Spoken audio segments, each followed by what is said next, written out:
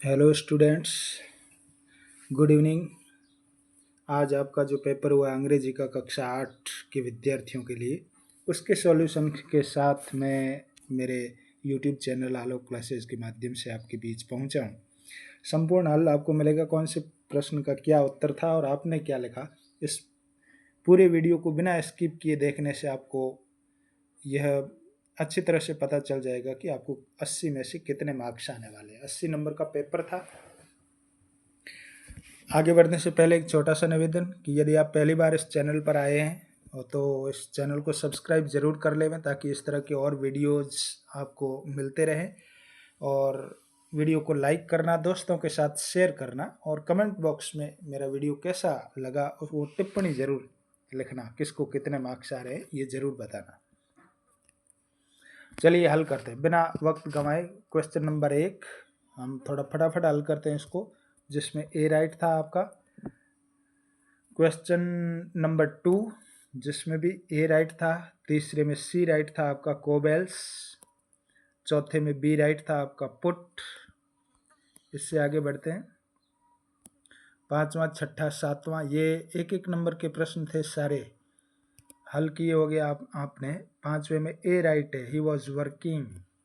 छठा, I sat down beside, B right. और सातवां, God bless you, D right था, मे गॉड ब्लेस यू। बड़े आसान से थे बहुविकल्पी प्रश्न। अब very short answer type question part second में आपको ले चलता हूँ। यहाँ पर क्या करना था विद्यार्थियों, सबसे पहले समझा देता हूँ आपको। ये जो वर्ड्स दे रखे 5, muscles, mentally, daily, healthy, disease, ये आपको नीचे दिए हुए रिक्त स्थानों में भरने थे। तो इस पहले रिक्त स्थान में जो कि 8 नंबर का प्रश्न है, 8 नंबर का मतलब 8वें नंबर का, उसमें हेल्दी था।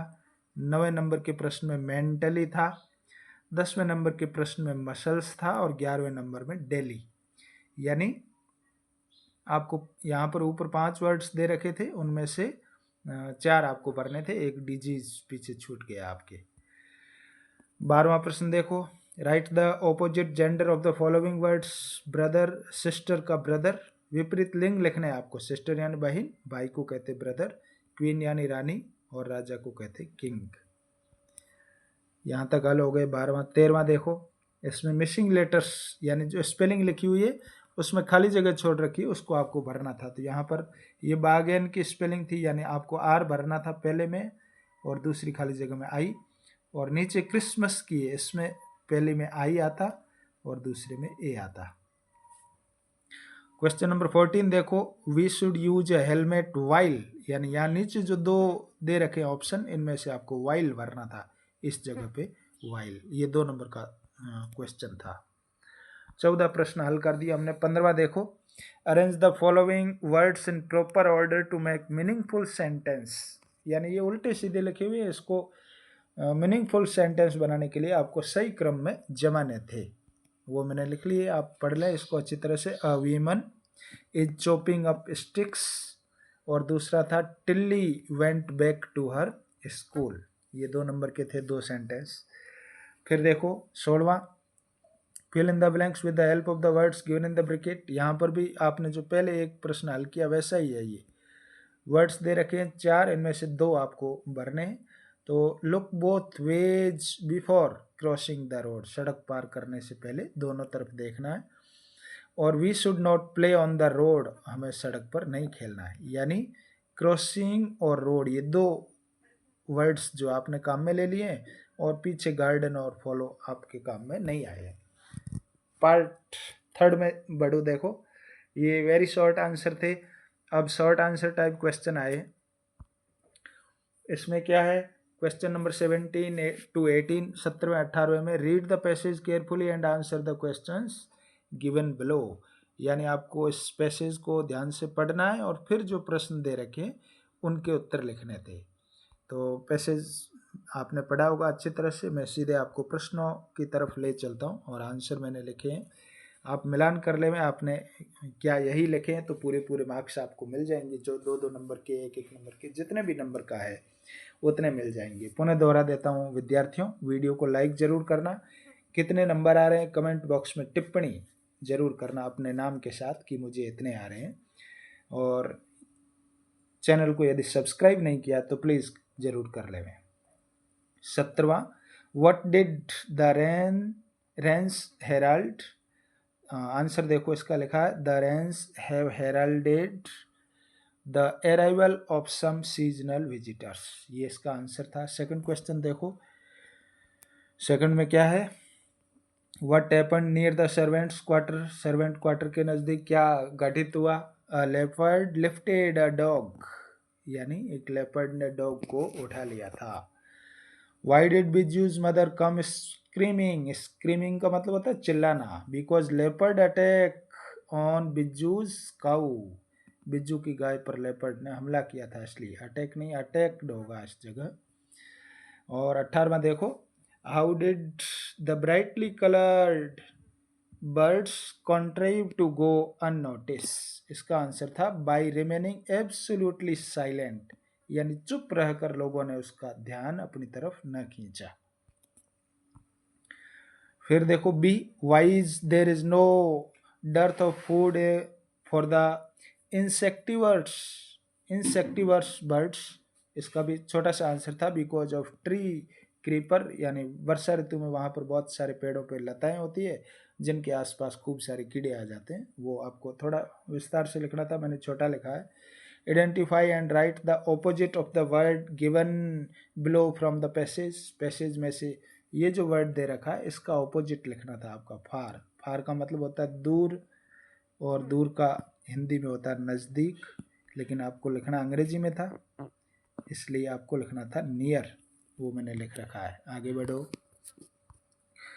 19वां 20वां प्रश्न, फिर वही पैसेज को पढ़ना है। आप लोगों ने पढ़ लिया अच्छी तरह से, दोबारा पढ़ना चाहो तो पढ़ लेना, इस मोबाइल की स्क्रीन पे है ये, आप पढ़ सकते हैं। मैंने इसके सीधे आंसर लिखे हैं। 19वां प्रश्न देखो, who stood beside Penny and who clutched hard against him. Jody stood beside Penny, पहले हु की जगह आएगा जोडी, क्योंकि हु वाला कोई भी प्रश्न आता तो हु की जगह पे आपको नाम लिखना होता है और शेष लैंग्वेज सेम लिखनी वापस। तो Jody stood beside Penny. The fawn clutched, दूसरा भी प्रश्न जो है वो हु वाला ही है, इसलिए हु की जगह आएगा ये, और शेष लैंग्वेज मैंने वापस लिखी है सेम। इसको आप देख लेना अच्छी तरह से। What seemed to Penny after looking at Jody? What did he say? इसका आंसर देखो आपकी स्क्रीन पर है, देख लेना। It seemed to Penny that the boy's eyes were as bright as the phone's. He said that I am glad to found him. ये इसका answer था विद्यार्थियों। आप मिलान कर लेना। यदि आपने ऐसा ही लिखा है तो आपको इतने नंबर आ जाएंगे 2, और इस तरह से आप सारे नंबर काउंट कर लेना कि आपके कितने कितने सवाल सही हुए हैं, और उस का टोटल करके आप कमेंट बॉक्स में मुझे ज़रूर बताना। Why did Jody go to the kitchen. इसका आंसर देखो, Jody went to the kitchen to get milk for the fawns. Next, how did Jody feed the fawn. Jody ने उसको कैसे खिलाया।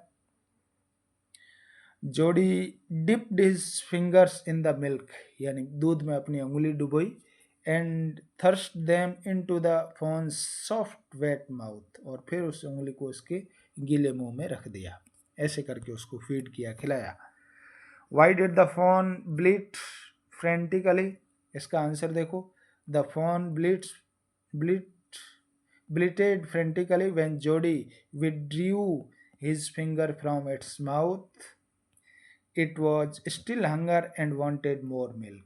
ये इसका आंसर लिखना था। सी का देखो, read the passage and write plural of the given words.